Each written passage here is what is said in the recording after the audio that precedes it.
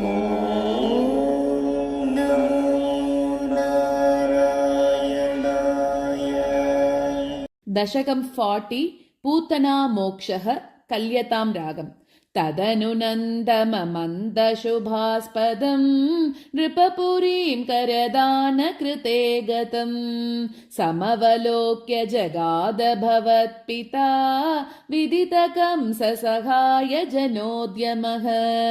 अयि सखे तव बालकजन्म मां सुखयतेत्यनिजात्मज जन्मवत् इति भवत्पितृताम्रजनायके समधिरोऽप्यशंसतमादरात्। इह च सन्त्यनिमित्तशतानि ते कटकसीम्नि तथो लघुगम्यताम् इति च तद्वचसा व्रजनायको भवदपाय बियादृतमाययौ।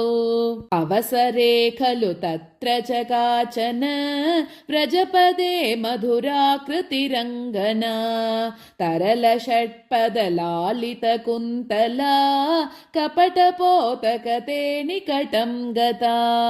सपदि साहृतबालकचेतना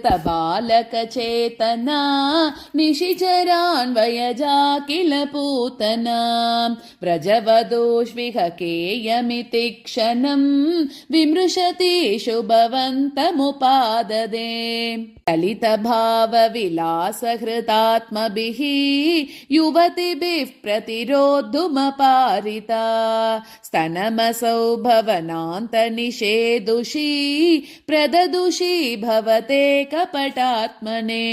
समधिरुह्य तदङ्गमशङ्कितः त्वमत बालकलोपनरोषितः महदिवाम्रफलं कुचमण्डलं प्रतिचुचूषित दुर्विषदूषितम् असुभिरेव समं धयति त्वयि स्तनमसौ स्तनितोपमणिस्वना निरपदद्भयदायिनि जम्वपुः प्रतिगता प्रविसार्य भुजावुभौ भयदघोषण भीषण विग्रह श्रवणदर्शन मोहितवल्लवे व्रजपदे तदुरस्थलकेलनं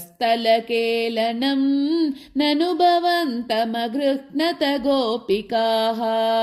भुवनमङ्गलनामभिरेव ते युवतिभिर्बहुधा कृतरक्षणः त्वमयि वातनिकेतननाथ माम् अगदयन् कुरु तावक सेवकम्।